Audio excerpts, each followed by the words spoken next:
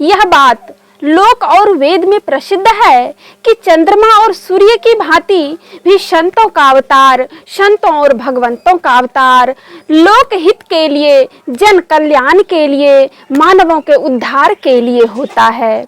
बिहार राज्य में ही, हमारे राज्य में अनेकों महापुरुषों का हमारे भारत भूमि पर अवतरण हुआ।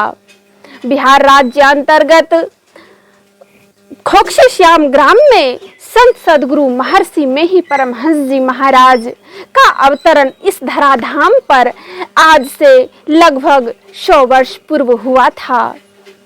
भगवान बुद्ध के ही पावन प्रदेश में, बिहार राज्य में ही संत सदगुरु महर्षि मेही परमहंस जी महाराज का जन्म उनके ननिहाल में हुआ था।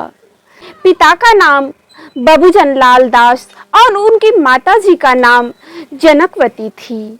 घर की आर्थिक स्थिति बड़ी अच्छी थी, क्योंकि बबूजन लाल दास जी, जो कि संत सदगुरु महर्षि मेही परमहंस जी महाराज के सौभाग्यशाली पिता थे, उनके पास 75 बीघे जमीन थे। खेती द्वारा प्राप्त आमदनी से घर का भरण पोषण, परिवार का भरण पोषण सकुशल हो जाता था। फिर भी पूज्य गुरुदेव को पूर्व जन्म के संस्कारवश घर के कार्यों में मन नहीं लगता था, क्योंकि उनका उद्धार, उनका अवतरण तो जन कल्याण के लिए हुआ है। वह इस संसार में न फंसकर बचपन से ही उनके मन में, उनके अंतर मन में एक दिव्य प्रश्न था कि मैं कौन हूँ, कहाँ से आया हूँ। ये सब बातें उन्हें अंदर से झकझोर देती थी। पिता बबूजन लाल दास जी को रामचरितमानस से बड़ा लगाव था। संस्कारवश संत सदगुरु महर्षि मेही परमहंस जी महाराज भी रामचरितमानस का पाठ किया करते थे। स्कूली शिक्षा के साथ साथ आध्यात्मिक विद्या, महाभारत, रामायण, सुख सागर आदि ग्रंथों का पाठ करना उनकी जैसी दैनिक आदत से बन गई थी। जब आप 4 वर्ष के थे, तब ही आपकी पूज्य माता जनकवती का इस शरीर और संसार से देहावसान हो गया। आप धीरे धीरे, आपका मधुर बचपन हंसते खेलते बीत ही रहा था कि विधाता ने आपके ममतामयी माता का स्नेहांचल आपसे हमेशा के लिए छीन लिया। आप बचपन से ही बड़े धीर और गंभीर थे। संत सदगुरु महर्षि मेही परमहंस जी महाराज के बाल्यकाल में उनके सर पर 7 जटाएं थी, और भगवान बुद्ध भी हम सभी जानते हैं कि जन्म लेने के साथ ही 7 कदम चले थे, जो कि एक बड़ी विलक्षण बात है। भगवान बुद्ध का पालन पोषण भी उनकी सौतेली माँ ने किया, और पूज्य गुरुदेव संत सदगुरु महर्षि मेही परमहंस जी महाराज का पालन पोषण भी सौतेली माँ के द्वारा बड़े स्नेह पूर्वक किया गया।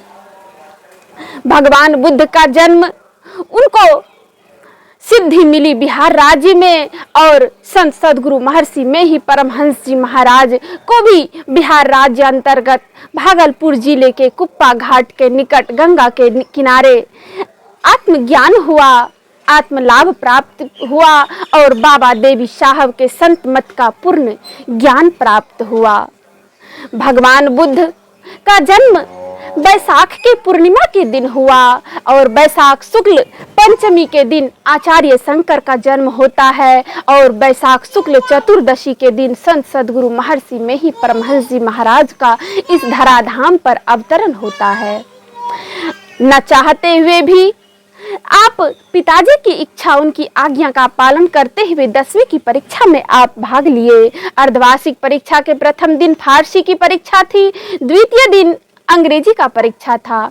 अंग्रेजी परीक्षा का पहला प्रश्न था, quote from your memory the poem builders explain it in your our English, अर्थात बिल्डर्स कविता की व्याख्या आप अपने शब्दों में करें। यह प्रश्न पत्र का पहला प्रश्न था। इस कविता की, बिल्डर्स कविता की व्याख्या करने में आपने 4 पंक्तियां लिखी कि for the structure that we raise time with me materials filled our todays and yesterdays are the blocks with which we build. शरीर का निर्माण सुकर्म और कुकर्म रूपी ईंटों से नित्य बनता और बिगड़ता है। बिल्डर्स का अर्थ होता है निर्माण करता।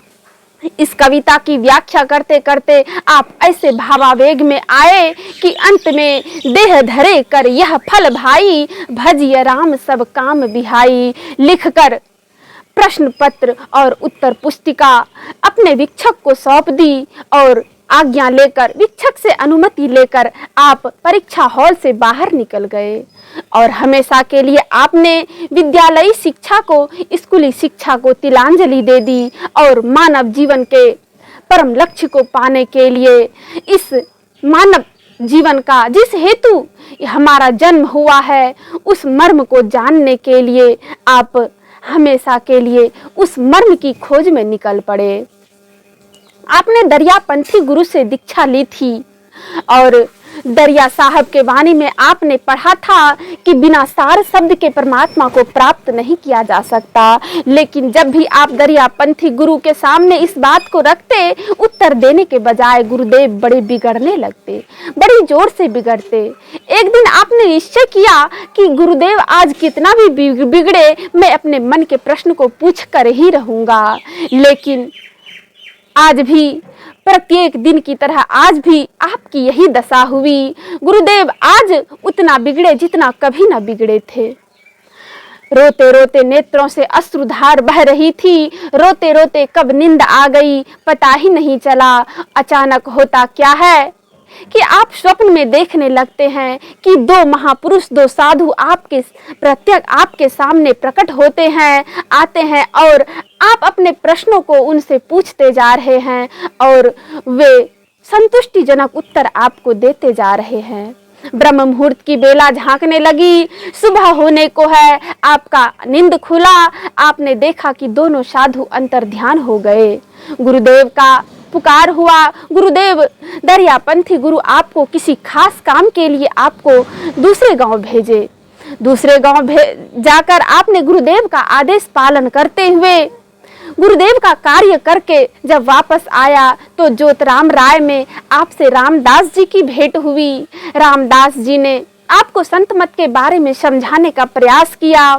समझ में न आने पर आपको रामदास ने धीरज लाल बाबू के पास भेजा और 3 महीने तक धीरज बाबू ने आपको संत मत के ज्ञान के बारे में आपको समझाने का प्रयास किया। और इस 3 महीने में एक भी ऐसा दिन नहीं हुआ जिस दिन आप अच्छी तरह पूरी नींद लेकर सो पाए हो। इसके बाद आप उनसे दीक्षा के लिए आग्रह करने लगे तो उन्होंने, धीरज लाल बाबू ने आपको राजेंद्र बाबू के पास भेजा और उन्होंने भी संत मत के ज्ञान को, बाबा देवी साहब के संत मत के ज्ञान को 3 दिन तक समझाया।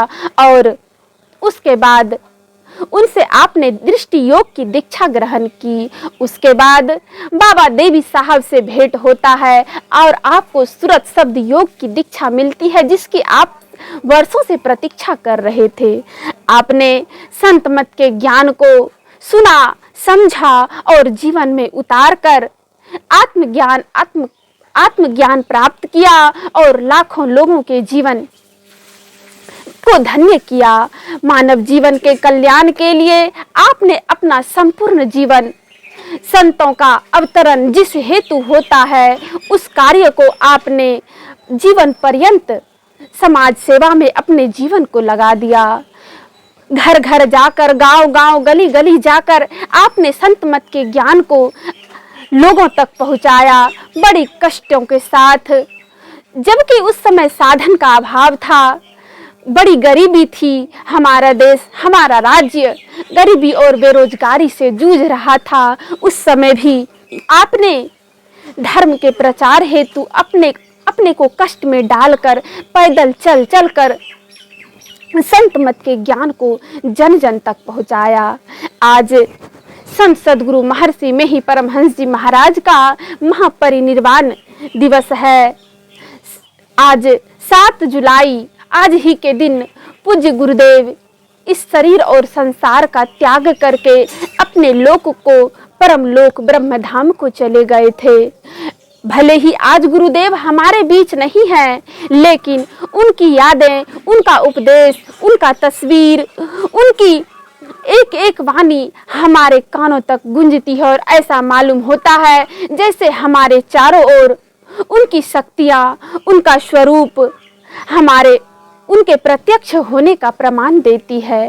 कण कण में आज मैं जिधर देखती हूँ पूज्य गुरुदेव के वाणी को गाया जाता है, गुनगुनाया जाता है। घर घर के लोग, प्रत्येक घर में संत मत के भजन, उनकी लिखी हुई वाणियों को लोग बड़े उत्साह पूर्वक गुनगुनाते हैं और आपके कहे हुए, आपके बताए हुए मार्ग पर चलकर लाखों करोड़ों लोगों ने अपने जीवन को धन्य बनाया। आपके पूज्य गुरु का नाम बाबा देवी साहब था और आपके दो महत्वपूर्ण शिष्य, हृदय स्वरूप शाही स्वामी जी महाराज और मस्तिष्क स्वरूप संत सद्गुरु महर्षि संत सेवी परमहंस जी महाराज जैसे दो धर्मपुत्र रूपी रत्न प्राप्त हुए और उन्होंने आपके संत मत को विदेशों तक पहुंचाने का, देश विदेश में जन जन तक पहुंचाने का प्रयास किया और आपके मार्ग पर चलकर आज हम भी अपने जीवन को धन्य बना रहे हैं। संतों का आगमन इसी हेतु होता है। संतों के वाणियों को मानने के बाद, उनके उपदेशों को मानकर संतों का कोई भला नहीं होता। हम माने या ना माने, माने तो हमारी भलाई होगी, हमारा उद्धार होगा, मानव जीवन का परम कल्याण होगा। अगर ना माने, दुर्योधन कहता था जनामि धर्म नोचो में प्रवृत्ति, जान्यामि अधर्म नोचो में निवृत्ति। दुर्योधन कहता था कि मैं धर्म को भी जानता हूँ और अधर्म को भी जानता हूँ। धर्म में हमारी रुचि नहीं है, अधर्म के प्रति हमारी निवृत्ति नहीं है।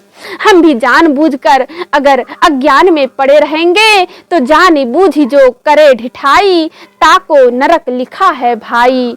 हमें जानबूझकर अज्ञानी नहीं बनना है, पूज्य गुरुदेव के बताए हुए, संतों के बताए हुए मार्ग पर चलना है और इसी के साथ अपने गुरुदेव संत सद्गुरु महर्षि में ही परमहंस जी महाराज के चरणों में प्रणाम निवेदित करते हुए, उनको याद करते हुए, उनके उपदेशों को, उनके सदुपदेशों को उनके स्वरूप को याद करते हुए अपने वाणी में विराम देती हूँ।